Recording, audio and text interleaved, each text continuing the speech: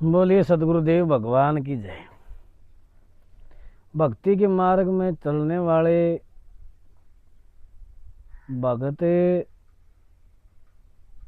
कैसा होना चाहिए भाई? किस हिसाब का, किस मथन का, कैसी बुद्धि का, और उसके अंदर कैसा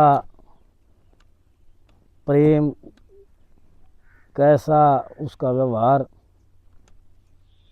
और कैसा उसका बोलचाल का तरीका। भगत प्रेम से भरा होना चाहिए। भगत का स्वभाव आनंदमय होना चाहिए। बोली में, आवाज में मिठास, और हर पल ये सोचना नहीं, विश्वास होना चाहिए कि उसका इष्ट, उसका परमेश्वर, उसका कृष्ण, उसका राम, उसका हनुमान, जो भी इष्ट है वो हर पल उसके साथ है।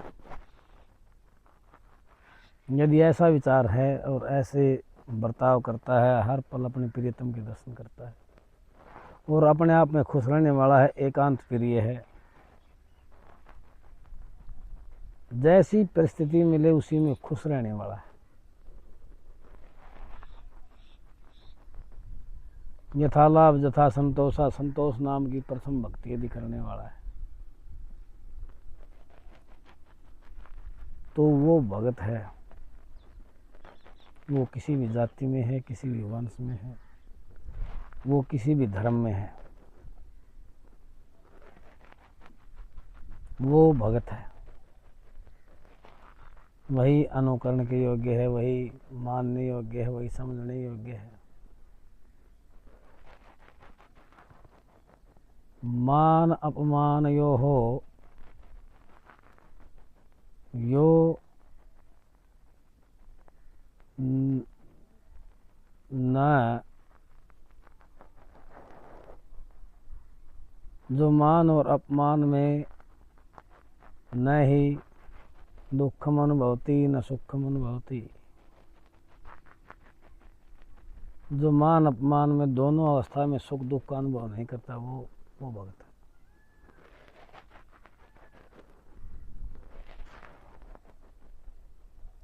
न तो मान चाहता है, न धन चाहता है, न वीर की कामना करता है, न पुत्र की कामना करता है। निष्काम भाव से जो भगवान की शरण में गया है और भगवान को चाहता है, वही भक्त है। जिसने अपना सर्वस्व अपने आशिक के ऊपर लुटा दिया,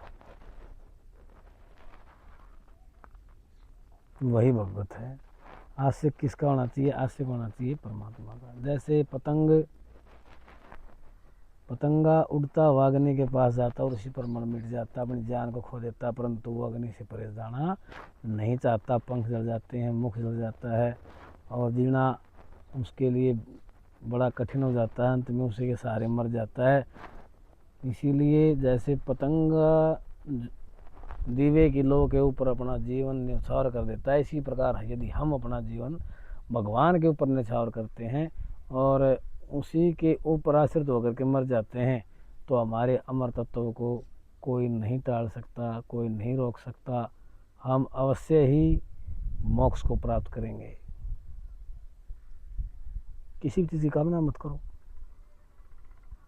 कामना नहीं करोगे तो हमारे अंदर काम, क्रोध, मद, लोभ, मोह, अहंकार, शत्रु कहाँ से आएंगे? शत्रु नहीं आएंगे तो भगवान यदि मेनका को, रंभा को, उर्वशी को हमारी परीक्षा के लिए भेजेगा, जब हमारे अंदर काम है ही नहीं। बैठे रहो उर्वशी, बैठे रहो मेनका। तब जाकर के व्यक्ति जब अपना पूर्ण रूप से समर्पण भगवान को कर देता है तो भगवान की माया वहाँ निष्फल हो जाती है। उसी का ध्यान, उसी का नाम, उसी का स्मरण, उसी का चिंतन, उसी का कीर्तन, उसी का संकीर्तन करिए ना। भगवान आपसे दूर नहीं। जितना आनंद आपको आएगा उतने आपके इष्ट को, अब आपके परमात्मा को आएगा। जितना आनंद लेकर के, जितना प्रेम लेकर के, जितनी श्रद्धा लेकर के आप भक्ति करोगे, उतनी भक्ति, उतनी श्रद्धा, उतना प्रेम आपके लिए, आपके इष्ट को आएगा। इसीलिए जब भी आप भजन करें, भक्ति करें, प्रेम से करें, श्रद्धा से करें और तन्मयता से करें, और पल माने कि मेरा जो भगवान है मेरे आसपास है, मेरे से दूर नहीं। तो आपकी गति होगी, आपके धर्म सुख शांति रहेगी, आपके कारोबार व्यापार में वृद्धि रहेगी, आपकी मानसिक शांति रहेगी, शारीरिक पीड़ा नहीं आएंगी। जहाँ आप जाओगे वहाँ आनंद ही आनंद होगा। बोली कृष्ण भगवान की जय।